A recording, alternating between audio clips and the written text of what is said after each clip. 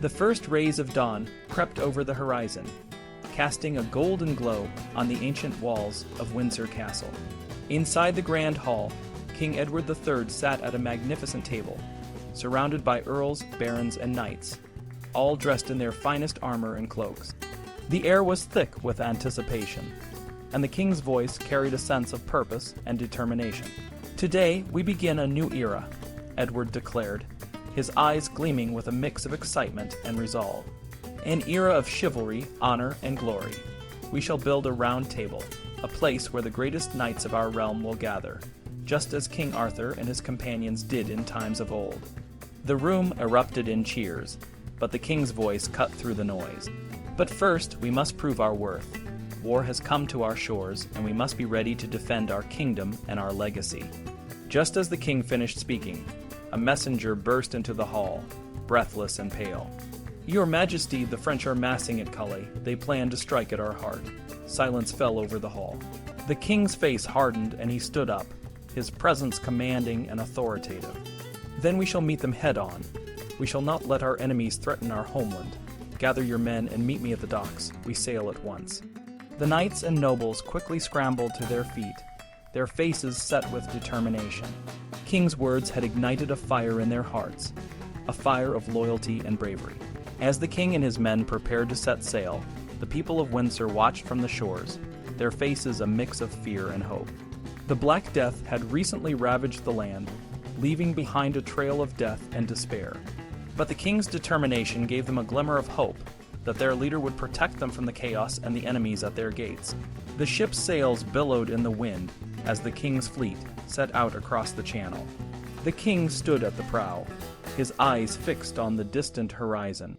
He knew the risks, but he also knew the importance of this mission. Calais was a crucial stronghold, and if it fell, the French would have a foothold in England. The journey was long and perilous, but the king and his men were undaunted. They arrived at Calais just before dawn, and the king led a small, elite group of knights into the town under the cover of darkness. They moved silently, their hearts pounding with a mix of adrenaline and fear. As they approached the citadel, a treacherous Italian mercenary raised the French flag, signaling the French knights to attack. The king and his men were ready. They drew their swords and charged into the streets, shouting, "Edward and St. George." The battle was fierce, but the king's men were well trained and determined. They fought with a ferocity that drove the invaders back. The streets of Calais ran red with blood, but by the time the sun rose, the French had been defeated, and Calais was saved. The news of the king's victory spread quickly, and the people of England rejoiced. The king had proven his valor and leadership, and the Round Table project was given new life. The king's vision of a united and chivalrous kingdom was beginning to take shape. But the king knew that this was just the beginning. The war with France was far from over, and new challenges lay ahead. He had to strengthen his kingdom, bind his knights to his cause, and secure his legacy. The Order of the Garter would be the next step in his grand plan. The king returned to Windsor Castle, his mind already turning to the next phase of his reign. The Round Table House may have been delayed, but the king's resolve was unshaken. He would build a new Camelot, a place where the values of Arthurian legend would live on, and his knights would be the heroes of a new age. In the late 1350s, King Edward III of England faced a series of challenges and triumphs that shaped his reign and the future of both England and France. After the devastating Black Death, which had killed a large portion of the population, Edward enacted the Statute of Laborers to control wages and prices. This law was enforced by commissioners, often local landowners, who investigated and fined those who violated the law. This led to growing resentment among the lower classes, as they felt the law was used to benefit the wealthy elite. Despite the domestic tension, Edward focused on his foreign policy, particularly his ongoing conflict with France. He had a strong claim to the French throne, but he was more interested in securing large territories rather than the crown itself.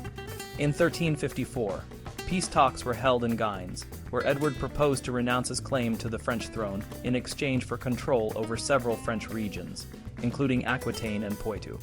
However, these talks failed, and by the autumn of 1355, Edward had organized two large invasion forces, one led by himself and another by his son, the Black Prince. The Black Prince's campaign in southwestern France was particularly brutal.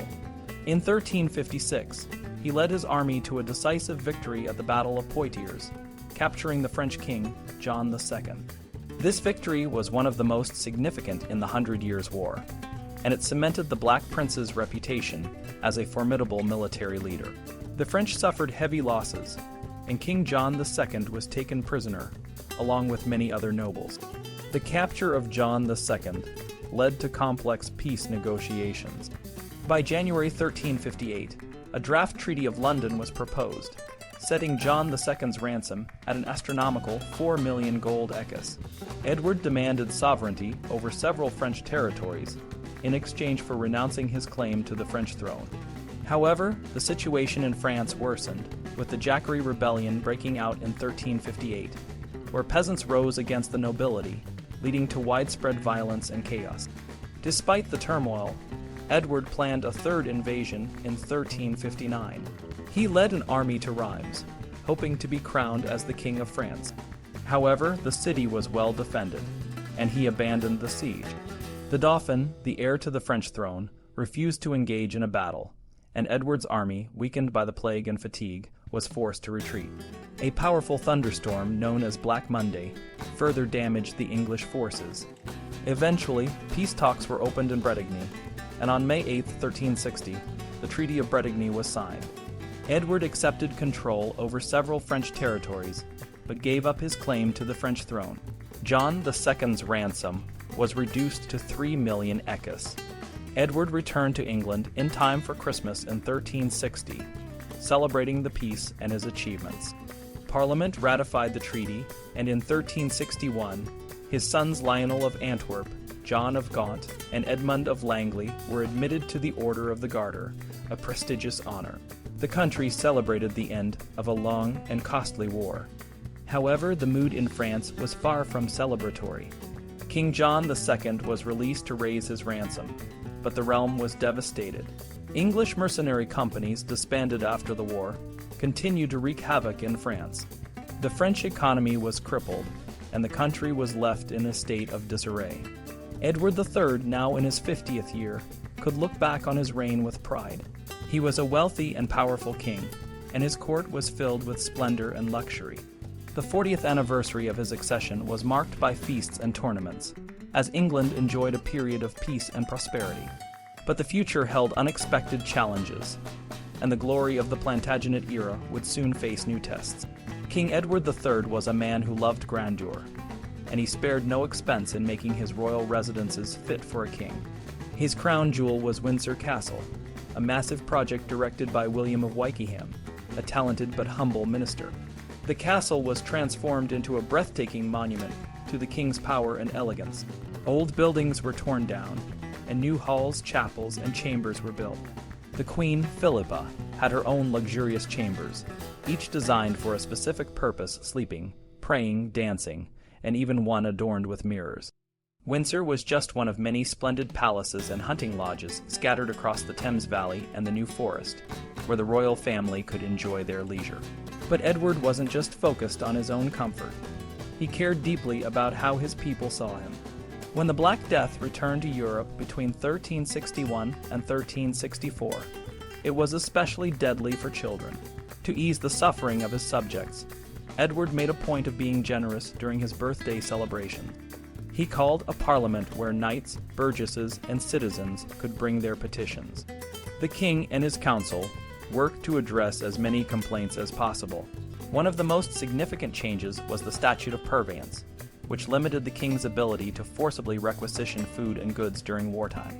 This was a big deal because it meant that royal buyers had to follow strict rules and be more respectful to the people. During Edward's lifetime, something else was changing in England: the language. French, once the language of the nobility, was giving way to English. The king himself spoke English, and it was becoming more common in everyday life. Minstrels sang popular ballads in English, and scholars like John Wycliffe began translating the Bible into the native tongue. This led to the rise of movements like Lollardy, where people could interpret the Bible themselves. The age of great English poets like Geoffrey Chaucer and William Langland was just beginning. To recognize this shift, Edward used his 50th birthday parliament to make English the official language of parliamentary debates and law courts. This was a big step because it meant that people would finally understand what was being said about them in court. The change was meant to make the legal system more accessible and fair. As Edward turned 50, he also started thinking about his family's future. 9 of his 12 children had grown up, but the Black Death had taken a toll. His daughters Joan, Mary, and Margaret had all died, leaving only Isabella, who refused to marry for anything but love. Despite this, Edward still had 5 healthy sons, and he was determined to set them up for success. The eldest, Prince Edward, known as the Black Prince, was a brilliant soldier and had already won the Battle of Poitiers. He had married Joan of Kent, a beautiful and wise woman, though their marriage was controversial because they were first cousins. Despite the scandal, Edward rewarded his son with the Duchy of Aquitaine, a powerful territory in southern France. The Black Prince and Joan moved to Angoulême and Bordeaux, where they began to run their new fiefdom. Edward also had plans for his other sons. Lionel of Antwerp, who was in Ireland, was named Duke of Clarence, a title that came with lands in the west of Ireland. John of Gaunt, who had married Blanche of Lancaster, was made Duke of Lancaster, inheriting a vast network of estates in northern England. Edmund Langley, the youngest of the adult sons, was named Earl of Cambridge and given control over the counties of Ponthieu and Calais in northern France. Edward's goal was to ensure that each son had a strong and distinct role in the Plantagenet Empire. On his birthday, November 13, 1361, Edward celebrated by bestowing these new titles on his sons. The ceremony was grand, with the king personally girding his sons with lances and placing golden circlets on their heads. Lionel was already in Ireland, expanding Plantagenet power, while John of Gaunt took over the important role of maintaining peace in northern England. Edmund was set to play a crucial role in Flanders, a wealthy and strategically important region. However, the years that followed were not as bright as Edward had hoped. By 1369, the king's luck seemed to run out. His health was declining, and the French, under their new king Charles V, were becoming a formidable threat. The French general Bertrand du Guesclin was a master of guerrilla warfare and began to wear down the English forces. The Black Prince, now in his 30s, found himself drawn into a complex and brutal war in Spain, where he supported Pedro the Cruel against his half-brother, Henry of Trastamara. Despite the challenges, Edward and his family continued to face the future with determination. The king's careful planning and the loyalty of his sons would be tested, but the Plantagenet legacy was far from over. Pedro had just taken over as the King of Castile in 1350, when he decided to switch allegiances from France to England. This decision didn't sit well with Charles V, who became the new French king. Charles wanted to punish Pedro for his betrayal and found a good reason to do so: the many groups of mercenaries, known as free companies, who were causing chaos in France. These mercenaries were terrorizing the countryside, robbing, killing, and destroying everything in their path. Charles saw an opportunity to send these troublemakers away to a new war in the south, and he supported Henry of Trastamara, who wanted to take Pedro's throne. In 1366, Henry of Trastamara's forces drove Pedro out of Castile. Pedro then sought help from the Black Prince, who was the son of King Edward III of England. The Black Prince agreed to help Pedro regain his throne, but at a steep price. Pedro had to give his 2 daughters, Constance and Isabella, as collateral for the huge sum of £276,000. The Black Prince, known for his military prowess, led an army of Gascon subjects and paid mercenaries over the Pyrenees to fight for Pedro. The campaign started with a good omen when the Black Prince's wife, Princess Joan, gave birth to their second son, Richard, on January 6, 1367. Richard was born in Bordeaux and named after Richard the Lionheart, one of England's greatest kings. The birth was seen as a sign of good fortune for the campaign. The Black Prince and his brother, John of Gaunt, led the army to the banks of the river Nagarilla, where Henry of Trastamara was waiting. Despite a warning from Charles V to avoid a direct battle, Henry decided to fight. On April 3, 1367, the English forces, led by the Black Prince, launched a surprise attack. The English archers and dismounted men-at-arms devastated the Franco-Castilian forces, and the cavalry charges finished the job. Henry of Trastamara fled, and many of the Franco-Castilian nobles, including the famous Bert and Du Guesclin, were captured. The Battle of Nájera was a great military victory for the Black Prince, but it came at a high cost. Pedro was unable to pay the huge amount he owed, leaving the Black Prince financially ruined. The Gascon lords were angry about not receiving their wages, and the situation worsened when disease struck the English ranks during the hot Spanish summer. The Black Prince himself fell ill with a serious disease, which left him bedridden for long periods. The Black Prince's health and financial troubles had disastrous consequences for his rule in Aquitaine. Pedro, despite regaining his throne, refused to pay the debt. The Black Prince had to levy heavy taxes on the people of Aquitaine, which caused unrest. In 1368, the local lords appealed to Charles V, asking him to intervene. This gave Charles the perfect excuse to restart the war against the English. By 1369, French forces were massing on the borders of Aquitaine, and the region was in turmoil. Meanwhile, in Castile, Henry of Trastamara regrouped and murdered Pedro in a tent with a dagger. He then signed a treaty with Charles V, planning to attack Gascony. The threat spread panic along the Gascon coast and even reached southern England. The Black Prince, too sick to fight, prepared to return to England with his family and what was left of his army. He arrived in England in January 1371, a broken man. The Black Prince's family also faced challenges. Lionel of Antwerp, the Duke of Clarence, had struggled to manage Ireland and died in 1368. Queen Philippa, Edward III's wife, was declining in health. She died in 1369, leaving the king devastated. Edward III, now in poor health, relied heavily on doctors and surgeons. As his family and friends passed away, he withdrew into a closed household life. However, the resumption of war with France in 1369 forced him to act. In a parliament that year, it was decided that Edward III would resume the title of King of England and France, as he had before the peace treaty. In April 1376, the chapter house of Westminster Abbey was filled with England's magnates and the parliamentary commons. The ailing king, Edward III, attended the opening ceremony but did not participate further. John of Gaunt, his son, represented him. The commons, sitting in the chapter house, were determined to address the country's problems. The years since the resumption of war had been filled with military defeats and financial difficulties.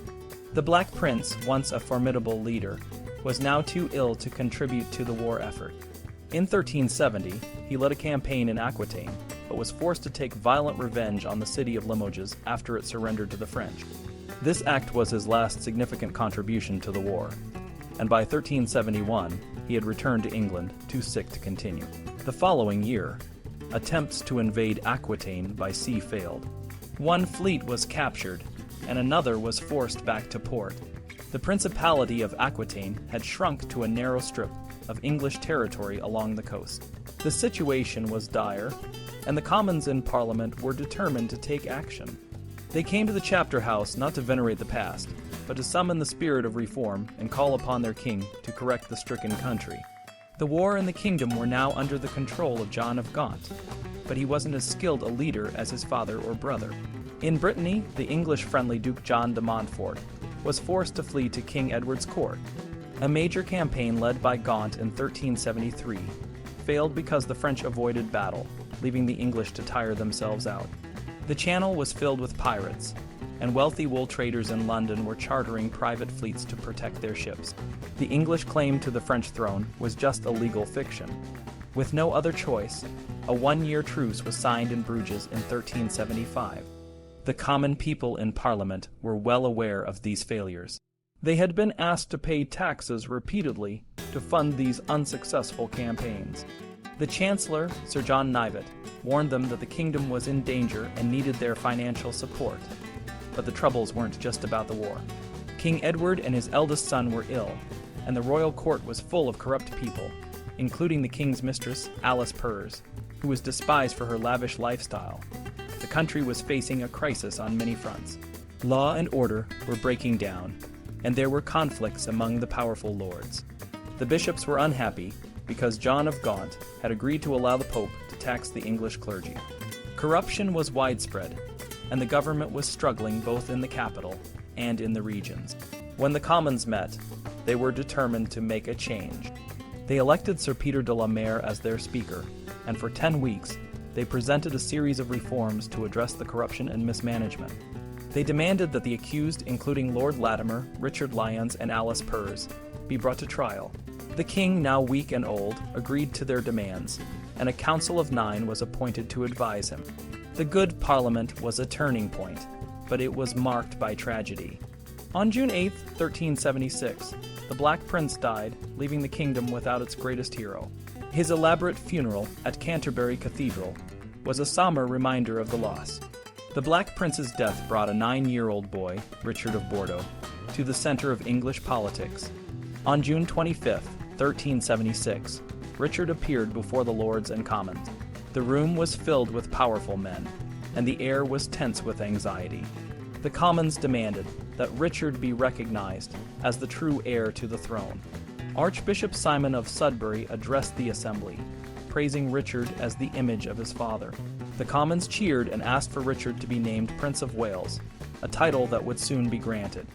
Almost a year later, on June 21, 1377, King Edward III died, leaving behind a legacy of great victories and a kingdom in need of reform. His funeral was one of the most grand and solemn events in English history. The whole of London and Westminster were draped in black, and thousands of torches lit the way as the king was laid to rest next to his wife, Queen Philippa.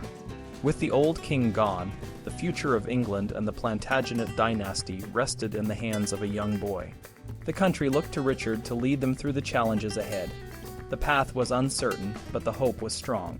The story of Richard II and his reign was about to begin.